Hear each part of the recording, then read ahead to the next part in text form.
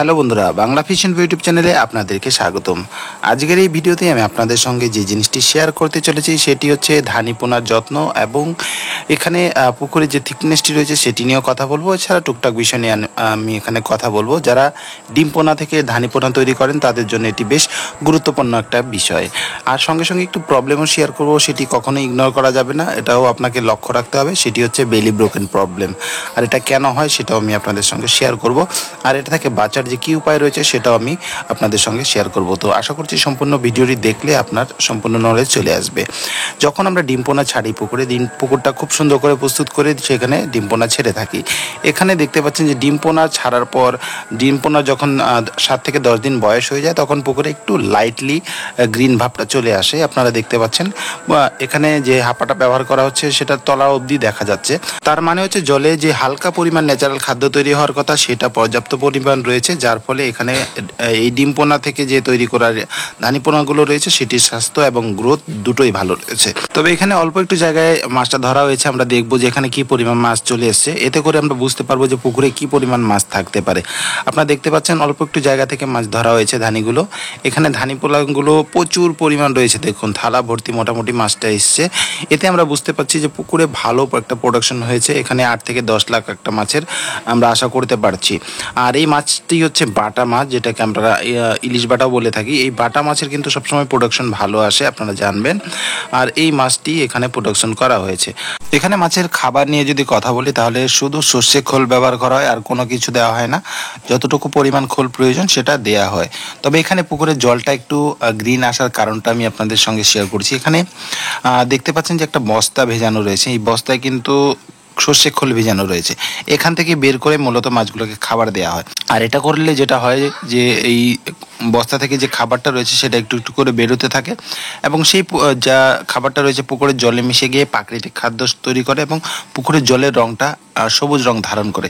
তার পাশাপাশি এই বস্তা থেকে যে খাবারগুলো বেরিয়ে আসে সেখান থেকে কিছু পরিমাণ খাবার মাছগুলো খায়, যার ফলে মাছের যে খাবারের ঘাটতি রয়েছে সেটা পূরণ হয়। এছাড়াও প্রাকৃতিক খাদ্যর কারণে ন্যাচারাল যে ফিড তৈরি হয়েছে সেই ফিড থেকেও মাছের খাবার তৈরি হয়, যাতে করে দেখা যায় যে ধানি পোনার গ্রোথটা খুব অল্প সময়ে হয়ে যায়। তবে আপনারা যারা মনে করছেন যে খাবারটা বেশি পরিমাণ দিলে মাছের গ্রোথটা বেশি হবে, বিষয়টা কিন্তু এমন নয়।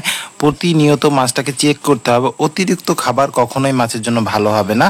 যদিও এই মাছের খাবার অল্প পরিমাণ লাগে, সেক্ষেত্রে এই ধরনের মাছ অতিরিক্ত যখন খাবার খায় তখন এদের মাঝে একটা প্রবলেম দেখা যায়। আর সেটা হচ্ছে যে কিছুদিন পর দেখবেন যে মাছগুলো পেটের মাঝখানে একটা লম্বা দাগ দেখা যাচ্ছে এবং মাছগুলো মোড়ে মোড়ে পুকুরের উপরে ভেসে আসছে। এটা হচ্ছে সবচেয়ে বড় সমস্যা। এটা হওয়ার মূল কারণ হচ্ছে যে মাছের যে পেটটা রয়েছে সেটা ফেটে যাওয়া। ধানি পোনা যখন আপনি চেক করবেন তখন আপনাকে অবশ্যই যে জিনিসটা লক্ষ্য রাখতে হবে সেটা হচ্ছে যে এই মাছের যে খাবার রয়েছে সেটা বেশি হয়ে যাচ্ছে না তো, বা এই মাছে যে খাবার রয়েছে সেটা কম হয়ে যাচ্ছে না তো। এটা সবসময় আপনাকে প্রতিনিয়ত চেক করতে হবে, তাহলে এই সমস্যাটা হবে না। আমি আপনাদেরকে দেখাবো এই পুকুরে বেশ প্রাকৃতিক খাবার রয়েছে, তার সঙ্গে সঙ্গে বস্তায় কিছু খাবার রয়েছে এবং সেখান থেকে মাছগুলো খাবার খাচ্ছে। আর যখন এগুলো চেকিং না করা হয় তখন যে সমস্যাটা হয়, প্রতিনিয়ত চেকিং না করলে এক্সট্রা ফিডের কারণে মাছের সমস্যা তৈরি হয়। এখানে আপনারা লক্ষ্য করছেন যে মাছের প্রোডাকশন বেশ ভালো রয়েছে, মাছের স্বাস্থ্য ভালো রয়েছে। তবে এখানে বেলি ব্রোকেন নামে একটা প্রবলেম, সেটা আমি লক্ষ্য করেছি। আর এটা যখন আপনি মাছগুলো উঠাবেন তখন একটু জলটা শুকিয়ে নিয়ে বা হাতের তলায় নিয়ে এটাকে একটু দেখতে হবে। যখন আপনি দেখবেন যে মাছটার পেটটা ঘুরিয়ে, তখন সেখানে পেটের মাঝামাঝি অবস্থায় একটা লম্বা দাগ দেখতে পাওয়া যাবে। আবার অনেক সময় পেটের ভিতরে যে নাড়িভুঁড়িটা রয়েছে সেটাও সম্পূর্ণরূপে দেখা যায়। এতে করে বুঝবেন যে মাছের যে বেলি ব্রোকেন প্রবলেম সেটা রয়েছে। আমি আপনাদেরকে দেখাচ্ছি, এখানে আমার হাতে মাছ রয়েছে আর এখানে এই মাছের বেলি ব্রোকেন প্রবলেম রয়েছে। আর এটা হলে যেটা হবে যে মাছের পেটের ফাটার যে সমস্যাটা সেটা দূর করতে হবে। দূর করার জন্য মাছের খাবারটা কমিয়ে দিতে হবে। চেষ্টা করবেন 1 থেকে 2 দিন খাবারটা বন্ধ করে দেয়া। তার পাশাপাশি পুকুরে যে বস্তা ভেজানো রয়েছে, যেখানে খোল রয়েছে, সেই খাবারটা পুকুর থেকে বের করে নিতে হবে। তাহলে দেখা যাবে 1-2 দিনের ভিতরে মাছের যে পেটের যে এক্সট্রা খাবারটা রয়েছে সেটার কারণে মাছ পেট ফাটার সমস্যাটা দূর হয়ে যাবে এবং ধীরে ধীরে মাছটা ঠিক হয়ে যাবে। যখন মাছটা ঠিক হয়ে যাবে তখন আপনি পুনরায় আবার খাবারটা পুকুরে প্রয়োগ করবেন। এটা হচ্ছে সবচেয়ে বেস্ট।